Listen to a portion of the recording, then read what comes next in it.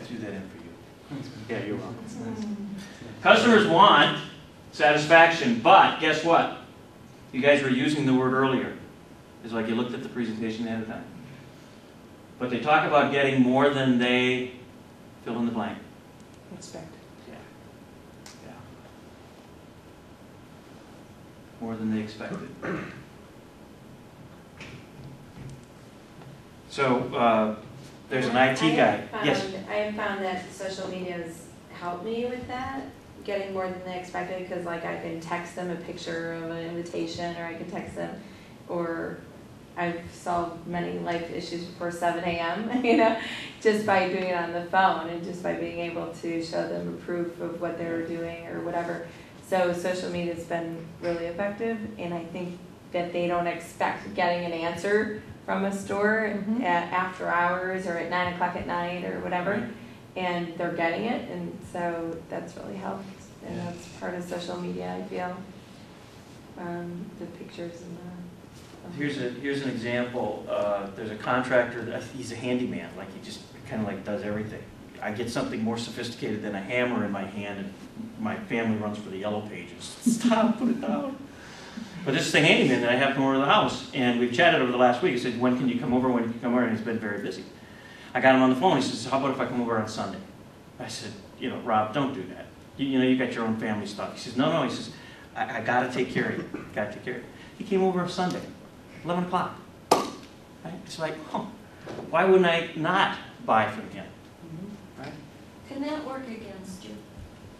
I was in real estate, and at one point I said the worst thing they knew was you had a cell phone, because the customer will call you any time of the day or night. You set the expectation, though.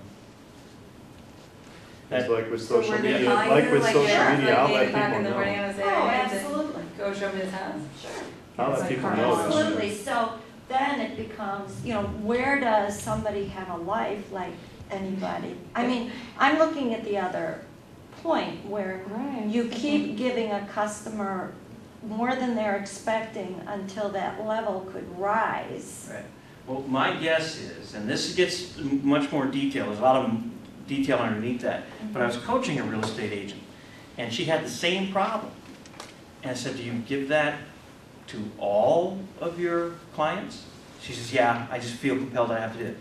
Do you enjoy doing that with all your? No. She says, I've got like 5 of them that just abuse the hell out of it 24/7. So why did you give that to them? Could you tell early on or early enough that they were going to be that kind of a client? And she said, yeah, I could tell. We have a right to write our own guarantees. We have a right to establish the expectation we want to set. It doesn't hurt in the beginning to ask the question.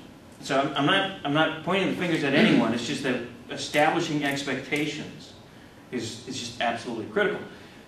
I know that I will not abuse my contractor who stopped over on a Sunday. I didn't even want him to have to do that.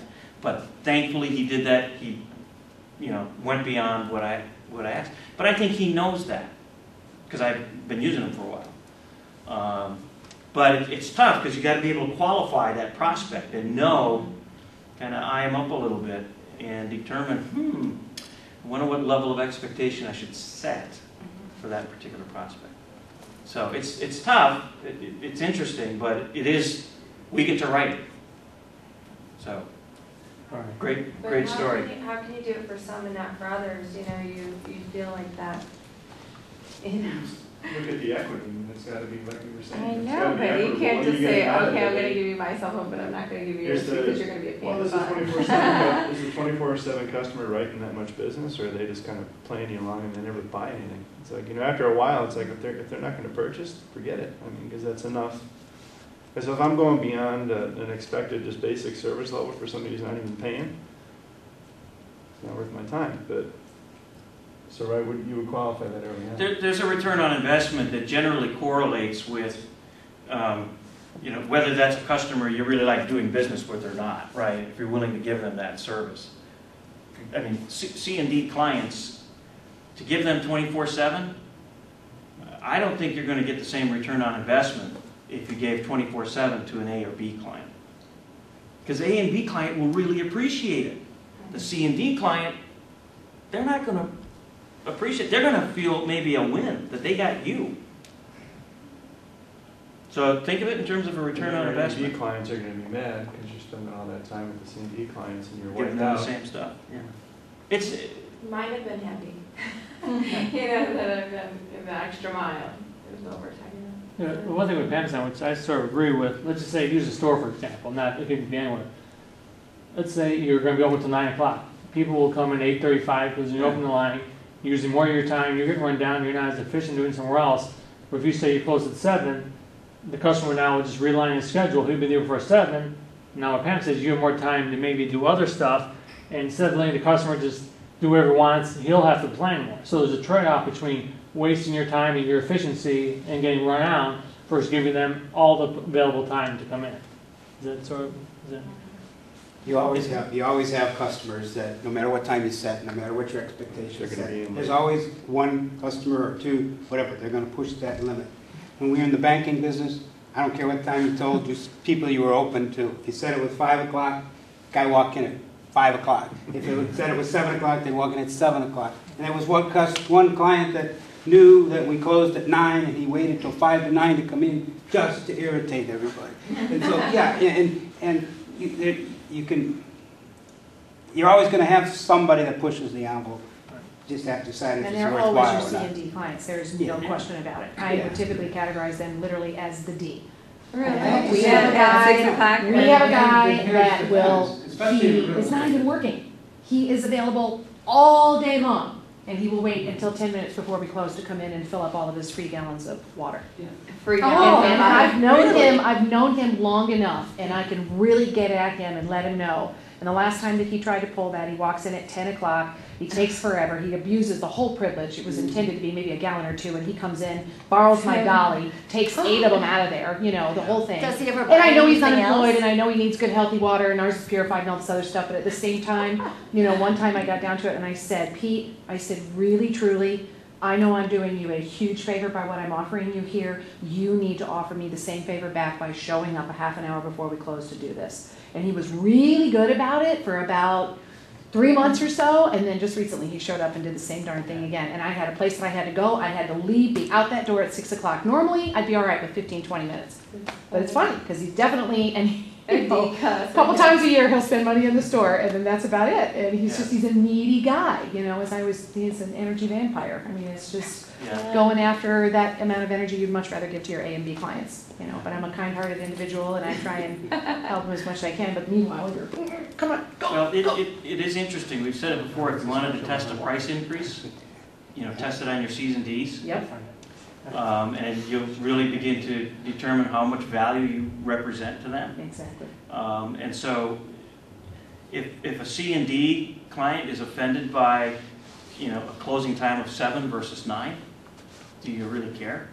Right. My sense is that if that's what they're abusing, they'll set the alarm. They'll still be there 5 minutes Totally, to closing, no question but about it. it'll now be 7 instead of, you know, 9.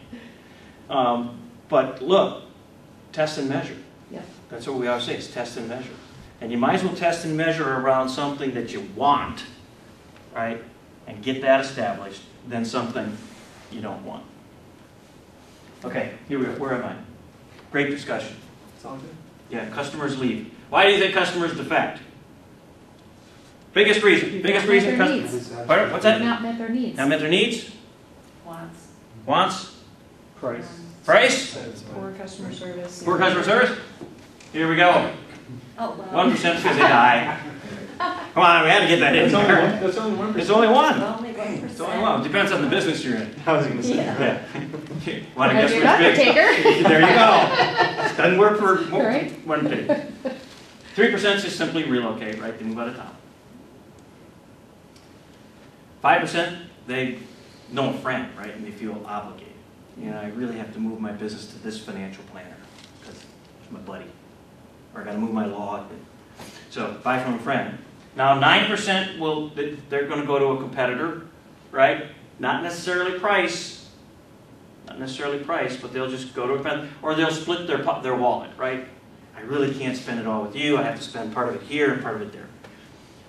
There might be things in his